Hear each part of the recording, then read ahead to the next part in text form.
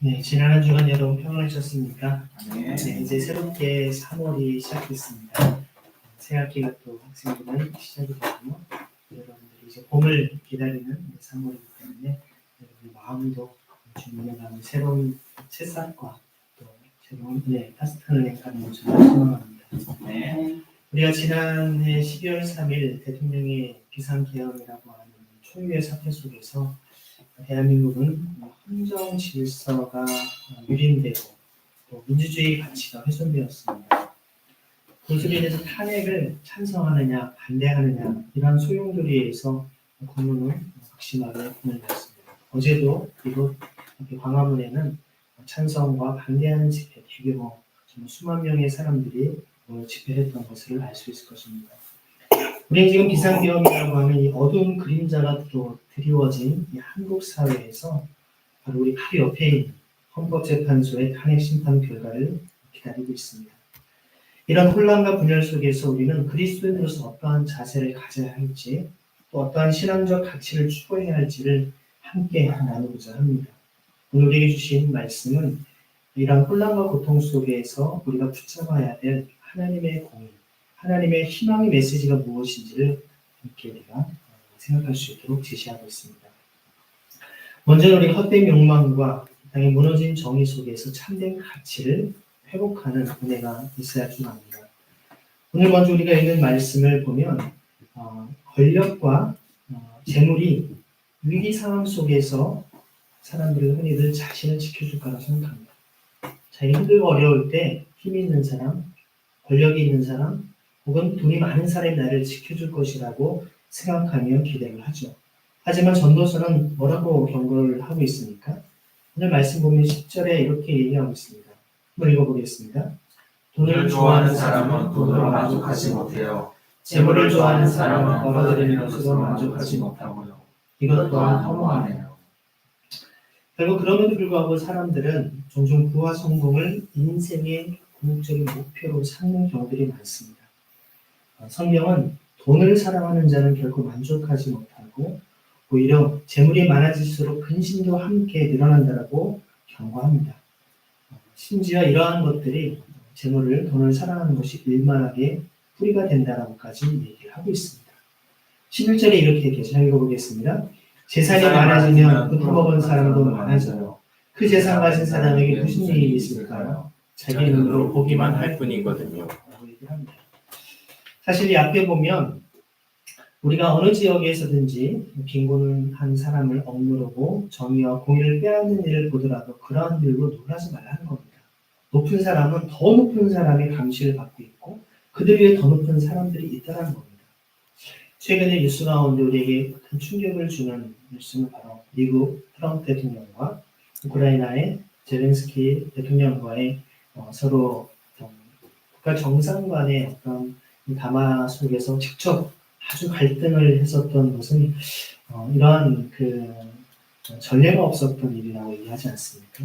그 내용의 어떤 본질을 들여다보면 미국이라고 하는 강대국이 우크라이나 전쟁에 많이 도움을 줬으니까 광물을 비롯한 모든 이후의 개발에 대한 모든 수익의 절반을 다 우리한테 주기로 각서를 쓰라는 겁니다. 서약을 하라는 것이죠. 어떻게 보면 도움을 받고 또 실제 전쟁에서 자유롭게 될 수 있는 좋은 기회이기 때문에 그렇게 할 만도 하지만 우크라이나 입장에서는 이미 여러분 크림반도라고 하는 것을 러시아가 침공을 해서 우크라이나 엄청난 땅을 이미 빼앗아 갔습니다. 그래서 그때 이후 더 이상 침공하지 않겠다 했는데 우크라이나 나토 가입을 하는 여부로 인해서 그것을 빌미로 또다시 바로 우크라이나를 침공한 사건 때문에 바로 젤렌스키 대통령 입장에서는 트럼프 대통령의 요청은 다른 게 아닙니다. 예전에도 크림반도를 그들이 정말 침탈했는데 또 이런 일이 계속 또 벌어지지 않겠는가. 여기에 대해서 안전보장을 해달라. 그런 일이 없게끔 그런 일이 생긴다면 미국이 어떻게 하겠다 이런 약속을 해달라고 했는데 트럼프 대통령은 굉장히 불쾌하게 어떤 나에게 뭔가 당신은 아무런 카드가 없는데 나에게 협상하러 왔다는 식으로 얘기를 하죠. 젤렌스키가 뭐라고 반응했습니까? 내가 여기서 카드놀이 하러 온 줄 아시냐? 바로 맞받아치죠. 결국에는 사진을 보면서 딴 데를 바라보면서 이제 모든 회담, 그 이후의 회담을 다 끝내버리고 중단돼 버렸던 사건이 지난주에 있었던 것입니다. 오늘 말씀을 보면 사실 전쟁 때문에 수많은 사람들이 목숨을 잃어가면서까지 자기의 땅을, 나라를 지키기 위해서 정말 수년 동안 전쟁의 고통 속에 있는 사람들이 바로 우크라이나의 사람들입니다.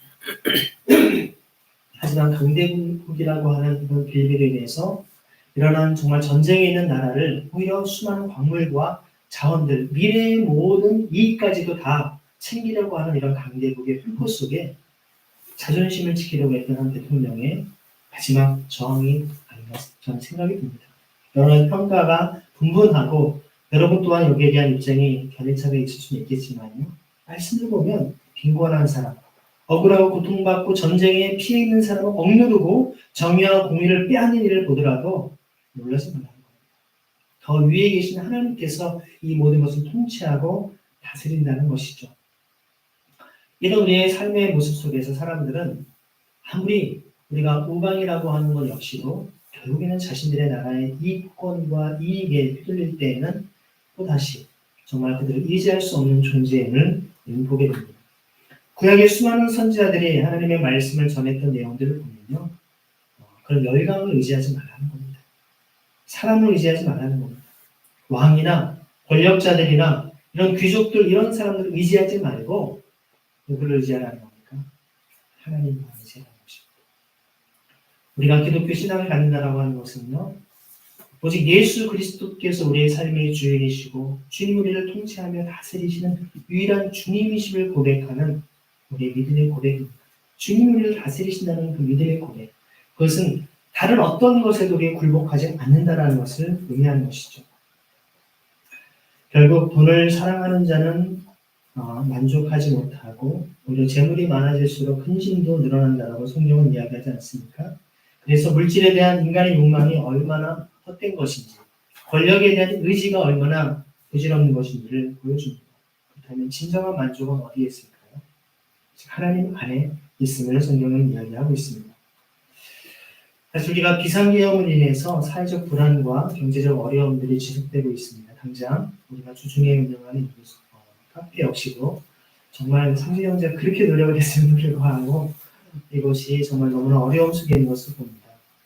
그러다 보면 우리는 오히려 더 물질에 대한 욕망에 쉽게 사로잡힐 수 있다는 겁니다.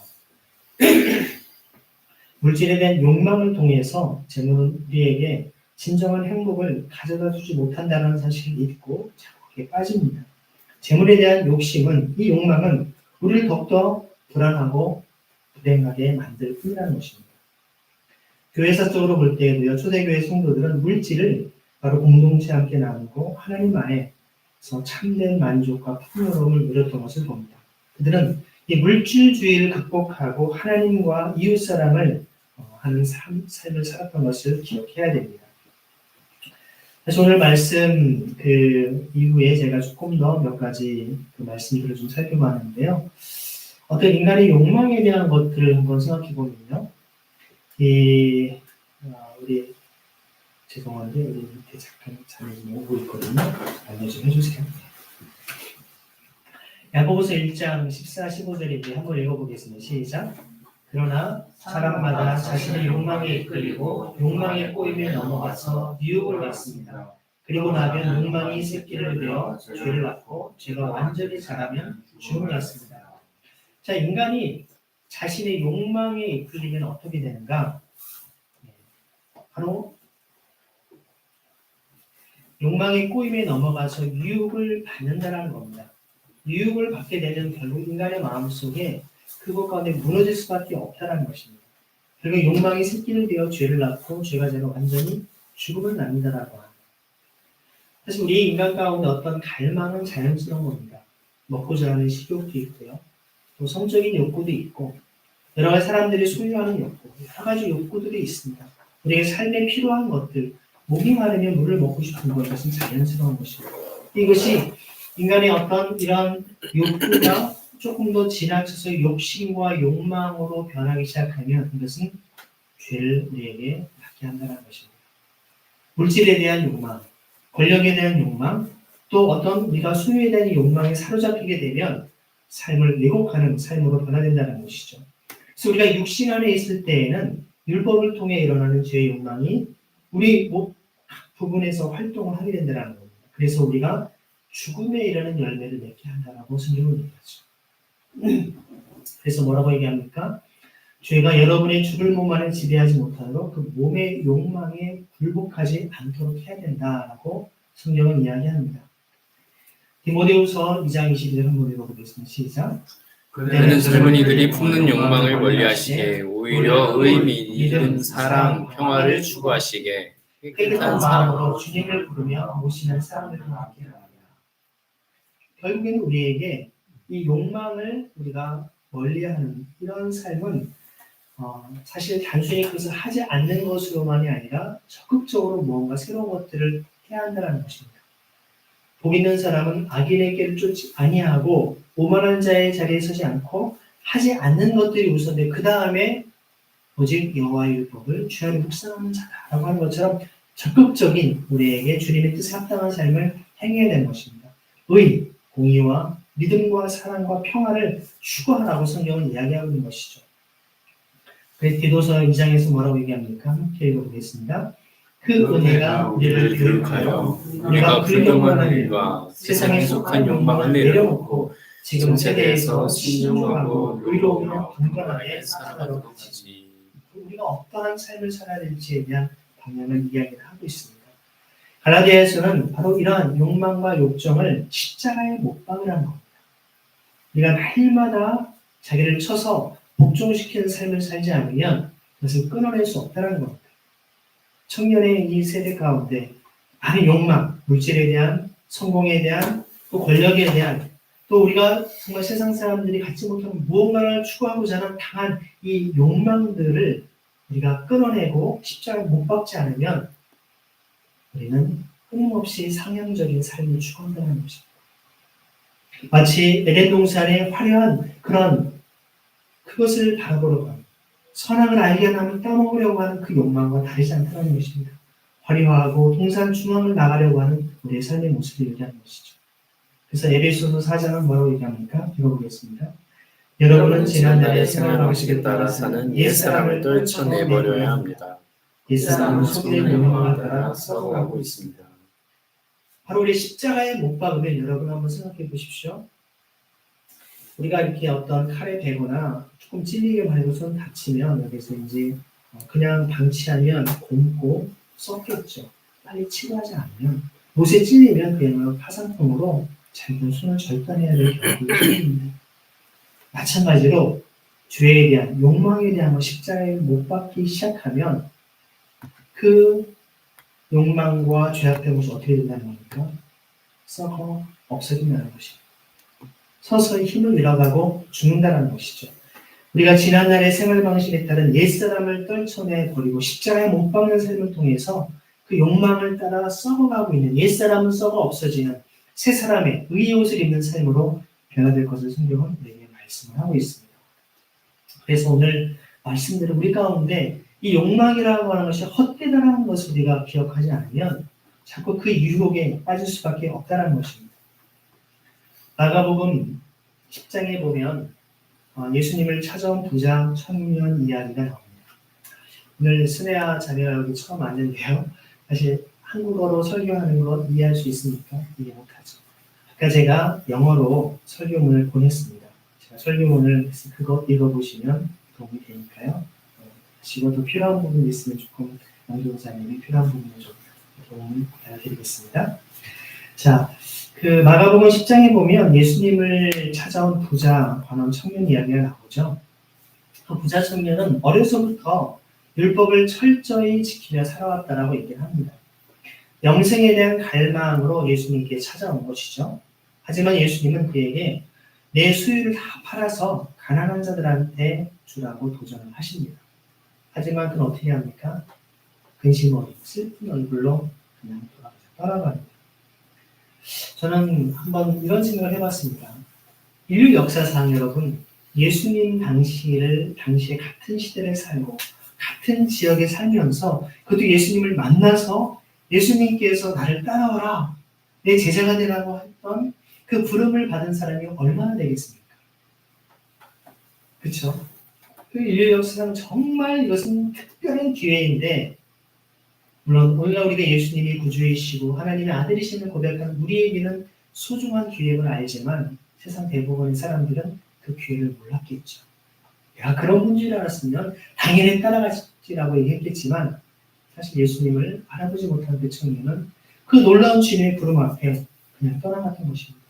예수님의 제자가 될 수 있는 놀라운 그런 절호의 기회가 주어졌음에도 불구하고 막대한 재물에 대한 집착으로 인해서 영적 자유를 얻지 못한 채 근심하며 떠나갔던 것입니다.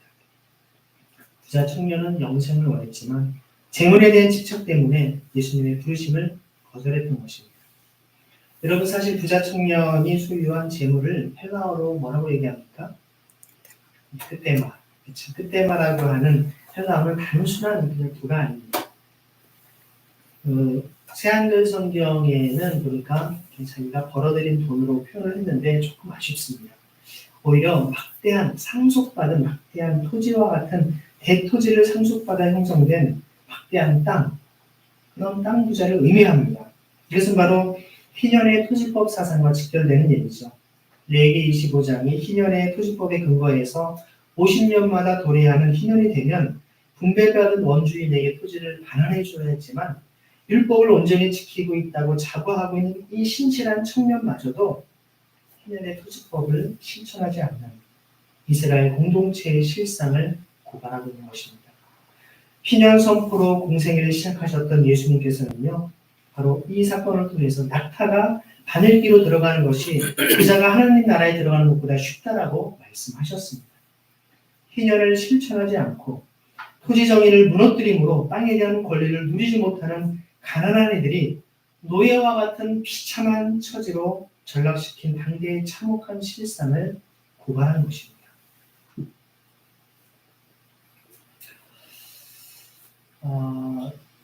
우리 대전사님하고 저하고 2019년이었나요? 우리가 마드라스, 인도 함께 첸나이에 방문을 했었죠. 첸나이에서 오신 거죠.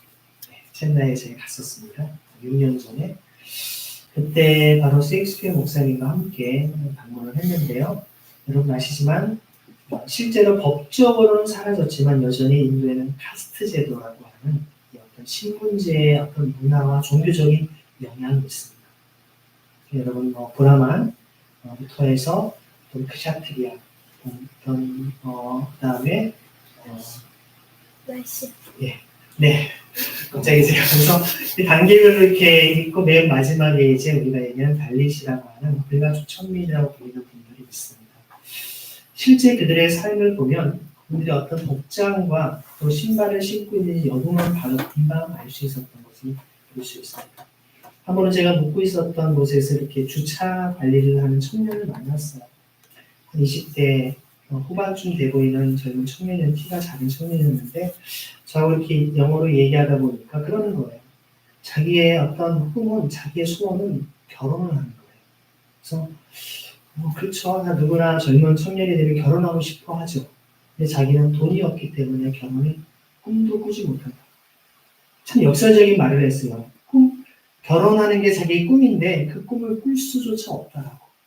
근데 놀랍게도 그 청년이 말했던 그 공간은 어떤 공간이었냐면 바로 제가 묵었던 그곳에 화려한 결혼식이 열리는 공간이 있었습니다.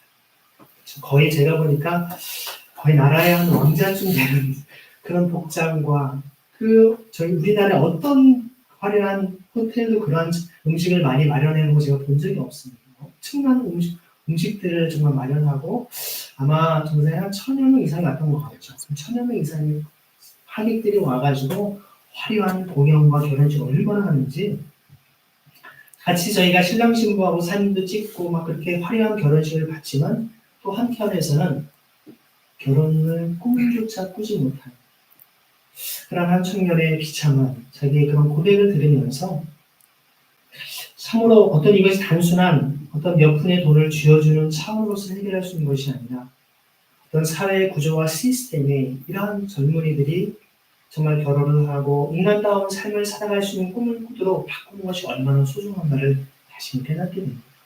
지금도 세계 곳곳에는 정말 물을 먹고 싶어도 음식을 먹고 싶어도 먹을 수 없는 사람들, 가난과 절망 속에서 헤어나고 싶어도 열심히 새벽부터 밤늦게까지 땀 흘려 일을 해도 자신들의 가난에서 벗어나올 수 없는 수많은 이들이 많다는 것입니다.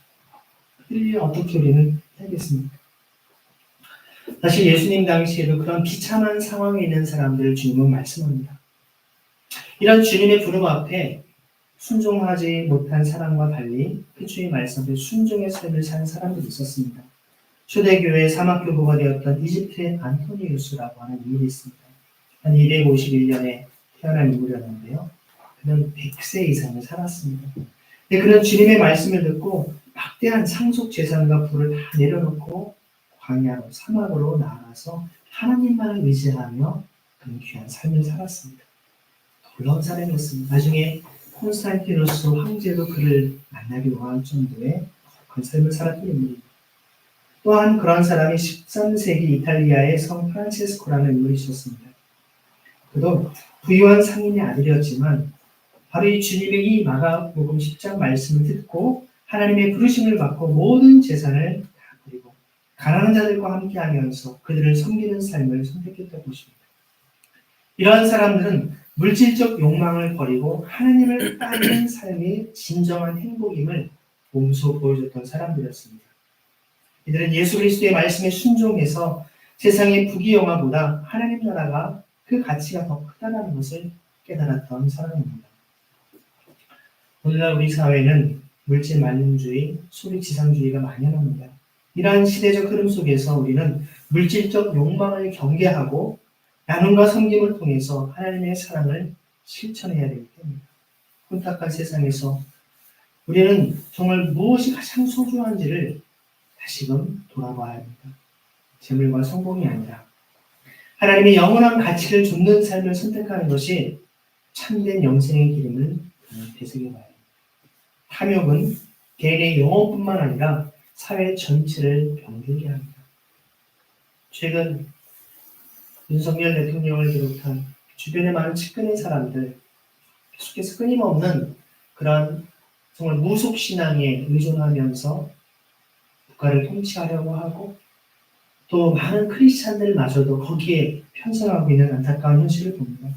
물질적 욕망에 눈이 멀어서 정의를 외면하고 이 땅에서 잠시 주어진 권력을 마치 천년 만년처럼 할 것처럼 남용하는 것이야말로 하나님의 뜻에 어긋나는 행위가 아니겠습니까? 우리는 무엇이 진정으로 가치 있는 것인지 질문해야 됩니다. 권력과 재물에 대한 욕망은 우리 사회를 더욱 분열시키고 파괴할 뿐입니다. 오늘날 한국 사회는 권력과 재물을 쥔 소수의 사람이 그것을 유지하기 위해서 정의를 훼손하는 현실을 마주하고 있습니다. 하지만 교회는 부당한 권력과 결탁하는 것이 아니라 하나님의 공의를 담대히 선포하는 신앙 공동체입니다. 권력을 가진 자들은 자신의 힘이 영원할 것처럼 행동하지만 성경은 분명히 말씀합니다. 인간의 권력은 한순간이고 오직 하나님의 정의만이 영원함을 말씀하고 있죠. 특히 헌정 질서를 유린하고 민주주의 가치를 훼손한 자들에게 그들에게 합당한 책임을 물어야 될 것입니다. 그래서 헌법수호를 위해 세워진 교회협회 헌법재판소는 공정하고도 신속한 심판으로 정의를 올바로 세워야 할 줄 압니다. 야고보서 기자는 아까 말씀에서 읽어본 것처럼 성도에게 시험을 당할 때 오히려 기뻐하라고 우리에게 권면합니다. 그것은 단순한 낙관주의가 아닙니다. 그냥 어렵지만 참아라 라고 하는 이 땅에서 마치 마약처럼 민중의 아편으로 살아가라는 것이 아닙니다. 시련을 통해서 우리의 믿음이 더욱더 강해지고 하나님을 더 깊이 신뢰하게 되기 때문이라고 얘기합니다. 시편 22편에서 보면 메시아의 고난을 예언한 말씀으로 예수님께서 십자가 위에서 뭐라고 얘기하십니까? 나의 하나님 어찌나 나를 버리시나이까? 이렇게 외쳤던 장면을 떠올리게 합니다. 하지만 시편의 결론 역시도 하나님을 찬양하는 것입니다. 이 시인은 고난 가운데에서도 하나님을 찬양하고 온 땅이 여호와를 기억하고 돌아올 것이라고 선언하고 있지 않습니까? 이는 예수님의 십자가 사건을 예표하는 말씀입니다. 예수님께서도 극심한 고통 속에서 하나님을 신뢰하며 또한 인류를 위한 구원의 길을 열어주셨습니다. 그렇게 보면 여러분, 고난은 끝이 아닙니다. 하나님의 정의가 이루어지는 과정입니다. 고난은 하나님의 공의를 드러내는 도구가 될 수 있습니다. 욥은 고난을 통해서 하나님의 주권을 깨달았습니다. 예레미야 선지자는 고난 속에서 하나님의 구원과 심판을 예언했던 것을 봅니다. 오늘 우리도 이 고난을 통해 하나님의 공의를 깨닫고 불의에 맞서 항거하게 된 것이죠. 2차 세계대전 당시에 독일의 신학자였던 디트리히 보네퍼는 나치에 저항하다가 감옥에 갇혔습니다. 하지만 그는 시련 속에서도 그 신앙을 포기하지 않았습니다. 그는 감옥에서 옥중서신을 통해 하나님을 향한 깊은 신뢰와 소망을 가지고 순교했지만 그의 믿음은 지금까지도 수많은 그리스도인에게 깊은 감화와 감동을 전하고 있지 않습니까? 우리 한국교회도 마찬가지였습니다. 군사 독재 시절에 또 민주화 운동의 불의에 항거하면서 정의를 외쳤던 역사를 우리는 기억합니다. 이제 우리는 다시금 역사적 기로에 서 있습니다.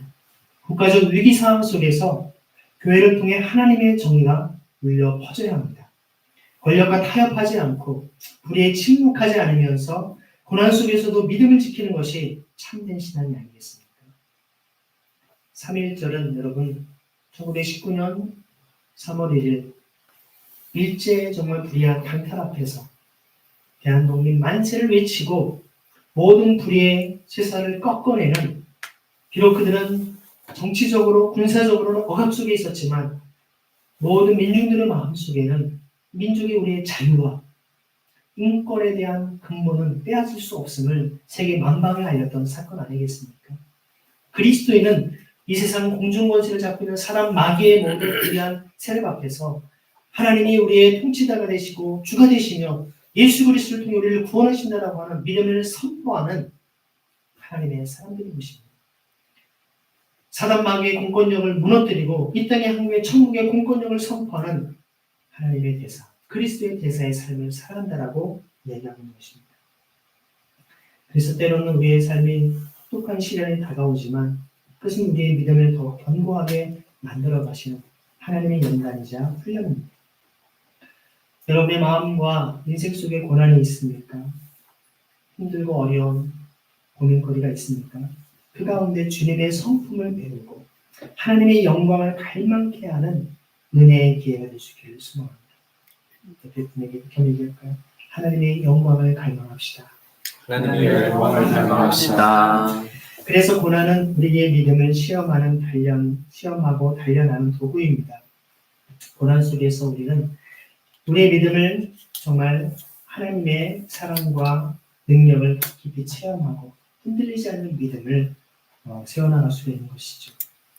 그래서 초대교회 그리스도인들은요, 이런 극심한 박해 속에서도 믿음을 잃지 않고 하나님을 찬양했습니다. 그들의 순교는 수많은 그리스도인들에게 감동을 주었고요, 기독교 복음이 퍼져나가는 밑거름이 되었던 것을 보게 됩니다. 마지막으로 하나님의 나라를 우리가 향하여서 공의를 따라 행하는 행동하는 그리스도의 삶을 되기를 소망합니다. 하나님 나라의 가치관은 세상의 가치관과는 다릅니다. 저희가 숭실대학교 소그룹 체프를 통하여서 우리 학생들이 도전하는 것은 다른 것이 아닙니다. 그냥 세상적 가치관으로 살아가는 젊은이들에게 하나님은, 성경은 어떻게 말씀하고 있는지를 그들에게 도전하는 겁니다. 그들이 그 말씀 앞에 순종하고 또 순종하지 않는 것은 그들에게 달려있는 것이죠. 바라기는 우리가 주님의 거룩한 깨끗한 통로가 되어서 그들에게 하나님의 생명의 말씀, 하나님의 놀라운 은혜를 흘러보낼 때 그들의 삶에 하나님의 능력과 임해서 성령의 역사하심으로 변화되기를 간절히 소망하는 것입니다. 전도서 기자는 정말 사람이 평생 수고하며 재물을 모을지라도 결국 하나님의 선물로서 만족을 얻는 것이 중요하다고 얘기를 합니다. 사실 오늘 말씀 가운데 보면 이런 얘기들이 나옵니다. 실제 말씀 속에서 노동자는 적게 먹든 많이 먹든 단잠을 잔다는 것입니다. 하지만 부자는 너무 많이 먹어서 들이켜서 자는 잠이 못 자죠. 그렇죠? 그러니까 땀 흘려 일하는 사람들은 잠을 잘 잡니다. 끔찍한 부조리가 있다는 겁니다. 해안에서 봤는데 재산을 고이 보존하는 사람들 결국 재산 때문에 재난을 당한다는 것이죠. 참 번역을 이런 걸 보면 잘했습니다. 비슷한 말. 재산 때문에 재난을 당합니다. 그가 끔찍한 일을 겪는 동안 재산은 다 사라진다는 겁니다. 아들을 낳아도 물려줄 것이 아무도 없다는 것입니다. 그렇게 재산을 재물을 의지했던 사람이었지만 오히려 다 잃고 나면 아무것도 아니라는 겁니다. 모태로부터 나올 때처럼 그냥 벌거벗 아무것도 없이 돌아간다는 겁니다.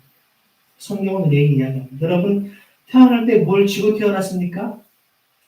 지난주 월요일에 제 제 동생 효준이가 김효준 선교사가 셋째를 낳습니다. 아들을 낳습니다. 새로운 생명이 탄생을 했죠. 참 감사하게 아이가 좀 건강하게 태어났는데요. 아이가 태어날 때 뭘 쥐고 태어나는가요? 아무것도 없습니다. 아무것도 없이 태어나서 돌아갈 때도 이 땅에 묻힐 때에도 아무것도 없이 갑니다. 에서 태어나서 품으로 돌아갑니다. 엄마의 정말 자궁으로 태어나서 무덤으로 아무것도 없이 돌아가는 것이 빈손으로 와서 빈손으로 돌아가는 존재가 아닙니까? 근데 왜 우리 그 많은 것을 가지려고 움켜쥐려고 합니까? 신명기 15장에 보면 움켜진 손을 펼치라는 겁니다. 이웃의 필요 아픔을 위해서 다 내어주라는 것입니다. 그래서 이런 건 역시 끔찍한 부조리라는 겁니다. 왔던 그대로 간다는 겁니다. 바람을 붙잡으려고 수고하는 사람에게 남는 것이 뭐가 있습니까? 여러분 지나가는 바람 잡을 수 있습니까? 아닙니다. 그냥 아무것도 아닙니다. 평생 어두운 곳에 머무면서 짜증을 내고 자주 아파하며 정말 화를 낸다는 것입니다. 우리는 하나님이 주시는 기쁨이 세상의 부와 명예보다 훨씬 더 가치가 있다는 것을 성경은 얘기합니다. 예수님께서는 부자 청년에게 모든 것을 버리고 가난한 사람들을 도우라고 말씀한 것입니다. 중요한 것은 그가 예수님을 따라가는 전제 조건이 자신이 가지고 있는 재물을 움켜쥐고 있지 말고 그거 네 것이 아니야. 너 이미 충분하잖아. 먹고 살만하잖아. 그건 네 것이 아니고 지금 굶주리고 있는 사람, 배고파서 그 배를 움켜쥐고 절망 가운데 있는 그 사람들의 몫이 아니야. 그들에게 돌려주라는 겁니다. 자비와 자선을 베풀라는 것이 아니라 마땅히 그들에게 돌려줘야 될 것을 뭐라는 겁니까? 반환하라는 것입니다. 여러분 감리교 창시자인 존 웨슬리는요 돈을 벌지만 그것을 쌓아두지 않고 하나님 나라를 위해서 사용해야 된다고 강조했습니다. 수입이 늘어날수록 생활 수준이 높아지는 것이 아니라 더 많이 나누고 섬겼던 것입니다. 필요 이상으로 수요한 것을 자기 것으로 여기지 않고 이웃의 몫임을 고백하며 궁핍한 이웃을 위해 기꺼이 베풀며 공유하는 것, 그것이 바로 하나님께서 원하시는 참된 부요함이라고 얘기합니다. 그것은 여러분 바로 천국의 곳간에 보물을 쌓는 것입니다. 여러분 천국의 곳간 쌓는 거 교회에 헌금 많이 하라는 거 아닙니다. 누구에게 하는 것입니까? 가난한 사람들을 섬기는 것이 천국의 곳간에 쌓는다는 것입니다. 그것은 곧 하나님을 채무자로 만드는 것입니다. 여러분 온 우주 만물의 창조를 어떻게 여러분이 채무자로 만들 수 있게 하나님을 빚쟁이로 만드는 것입니다. 여러분 가난한 사람을 돕는 것은 하나님께서 나중에 갚으셔야 되지 않겠습니까? 그런 은혜가 임하는 것이죠. 그래서 야고보서는 믿음과 행함이 함께해야 함을 강조하고 있습니다. 참된 믿음은 말뿐 아니라 행동으로 드러난다는 것이죠. 그래서 여러분 우리 어떤 머리의 생각과 우리 마음이 일치하여서 손과 발로 나타나기까지 참 이것이 너무나 먼 것 같아요. 너무나 이거 쉽지 않아요. 그리스도인의 실천, 사랑의 실천을 하기까지 많이 말씀을 들어서 압니다. 생각도 많이 해서 가슴도 뜨거워지고 은혜도 받는데 이것이 손과 발로 행하기까지는 너무나 오랜 시간이 걸리는 것을 많이 보게 됩니다. 사실 하나님의 공의를 실현하기 위해서 때로는 불의에 맞서 큰 대가와 희생을 치르기도 합니다. 20세기 미국의 흑인 민권 운동가였던 마틴 루터 킹 주니어 목사님은요, 비폭력 저항 운동을 통해서 인종차별에 맞섰던 것을 보게 됩니다. 최근에 지금 여러분 미국이 지금 대통령이 되고 나서 제일 먼저 트럼프 대통령이 했던 것이 무엇입니까? 불법 체류자들을 다 추방한 겁니다. 사실 지난 4, 5년 동안 한 45만 명이었던 사람들이 한 200만 명이 넘었습니다. 급증했던 것은 사실입니다. 미국 인근에 있는 멕시코를 비롯해서 수많은 불법 체류자들이 너무나 많이 넘어가다 보니까 그들에게 정말 미국 사회가 그들이 함께 국민들이 세금을 통해서 그 몫이 돌아가야 될 것들이 결국 그 파이가 줄어드는 것이 뻔하니까 그들 내쫓으라는 겁니다. 불법 체류자, 이민자들 다 원래 다시 고향 돌려보내라는 겁니다. 막 잡아들여서 막 내보내죠. 자국의 어떤 이익을 우선시하는 그런 가치관으로 볼 때는 합법적이고 정당한 일일 수 있지만 그리스도의 사랑과 하나님의 말씀, 법을 뛰어넘는 경계선을 뛰어넘는 하나님의 자비의 하나님의 공의의 기준에 비춰보면 어떤 일입니까? 불의한 일입니다. 아이러니하죠. 합헌이지만 공의롭지 않다는 것입니다. 신앙의 기준으로 볼 때는 불의한 것입니다. 그렇다면 법과 제도가 그렇게 됐다 할지라도 하나님의 사랑과 공의로 그들을 품을 수 있는 그들이 그러한 삶의 비참함에 거하지 않도록 우리가 그것을 품어내고 기억하는 삶을 살아가는 것이죠. 우리나라에도 많은 외국인 노동자들을 비롯해서 혹은 이슬람 신앙 때문에 그들의 핍박 속에 넘어온 사람들, 이런 분들을 우리는 배척하고 혐오하고 그들을 미워했던 그런 시간들이 있지 않았습니까? 사실 여러분, 예수님도 태어나자마자 난민이 되셨습니다. 아시죠? 우리는 사실 이 땅에 다 난민입니다. 잠깐 왔다 떠나가는 존재일 뿐이에요.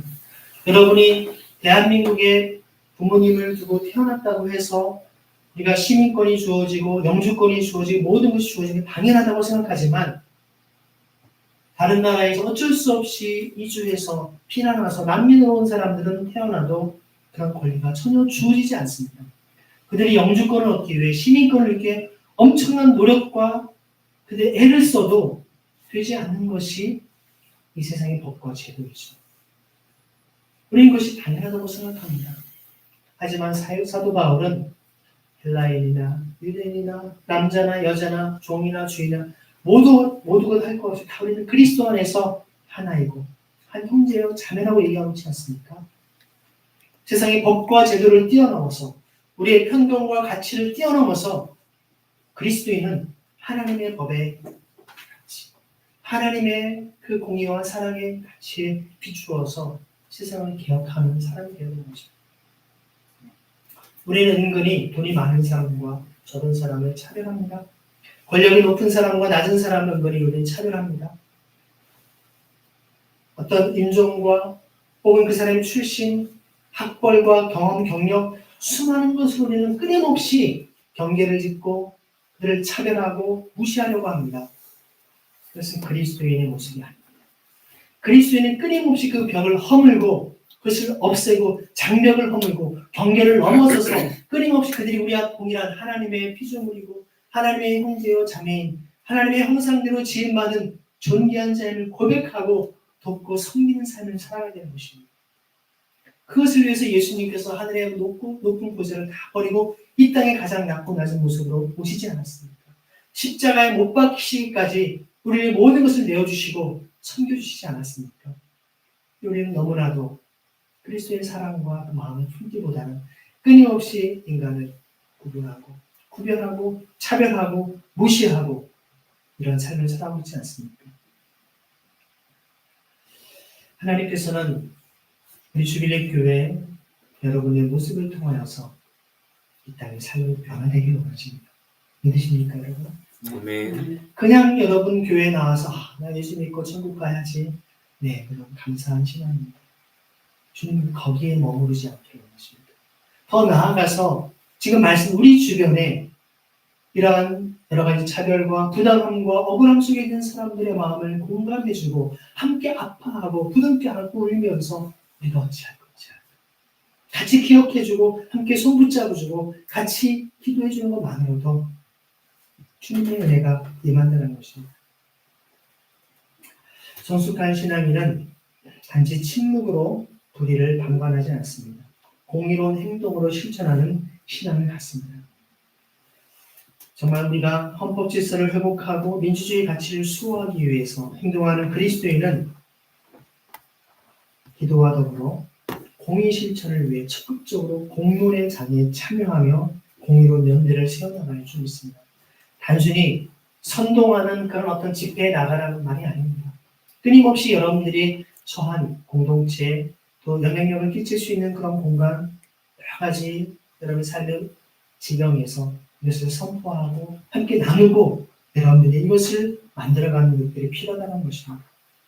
다음 주부터 이제 사순절이 시작됩니다. 아니 이번 주부터 수요일이 애쉬 웬스데이라고 합니다. 제 수요일이 시작되죠. 주님께서 우리를 위해 십자가에 못 박혀 돌아가시는 그 십자가의 사랑을 깊이 묵상하는 사순절이 시작되는 이번 주간입니다. 우리가 예수 그리스도의 고난을 묵상하며 우리에게 주신 말씀을 통해 혼란과 고통 속에서도 희망과 공의를 붙들고 살아가기를 깨닫는 모습입니다. 사순절은 단순한 묵상의 시기가 아니라 예수님의 십자가를 본받아 결단하는 시간입니다. 주님의 제자는 헛된 욕망을 버리고 참된 가치를 회복합니다. 고난 속에서도 흔들리지 않는 믿음을 지키고 공의와 사랑으로 세상을 변화시키는 행동하는 그리스도로 살아갑니다. 지금은 하나님의 공의가 실현되고 우리 사회가 화해와 일치를 이룰 수 있도록 다시 일어설 수 있도록 우리가 간절히 기도해야 될 때입니다. 믿음의 주여 온전케 하시는 우리 주 예수 그리스도의 그 십자가를 바라보면서 하나님의 정의를 따르는 참된 제자로 살아가는 저와 여러분에게 소망합니다. 그런데 한국 사회의 치유와 회복 그리고 하나님의 정의와 평화가 이 땅에 온전히 임하기를 소망합니다. 다시 한번 같이 함께 기도하실 때 주님, 우리 가운데 있는 주님의 사랑으로 하나님의 마음을 품고 주님의 거룩한 품으로 우리가 쓰임받는 우리 모두 되게 하여 주옵소서. 함께 이 시간 기도하기를 소망합니다. 헛된 욕망의 모든 유혹들을 뿌리치고 주님께 주시는 하나님 나라의 가치, 하나님의 공의와 사랑과 평화의 가치를 따라 살아가는 그래서 우리의 삶뿐만 아니라 우리의 가정과 교회의 나라 민족이 그러한 일을 사명할 수 있도록 인정하달라고 같이 시간 합심해서 기도하겠습니다. 하나님 주님 사합니다. 주님 우리에게 놀라운 은혜와 사랑을 베풀어주시고 하나님의 성성한 사랑으로 우리의 모습을 주시옵소서. 주님 이곳에 비와 절망과 어려움 속에서 시간하고 있는 것입니다. 주님 수많은 장벽과 환경과 무시와 어려움 속에서 고통하는 주님 그들을 우리의 삶을 통해 섬기게 하시고 우리의 삶을 통해 참 자유와 기쁨을 이루어 가시기 믿습니다. 주님을 주님의 거룩한 소리로 사용하여 주옵소서. 주님의 거룩한 통로가 되기를 소망합니다.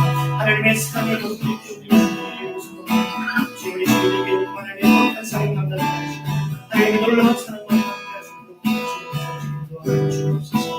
주님의 곳에 우리를 하시고 감사합니다. 하나님의 풍성한 사랑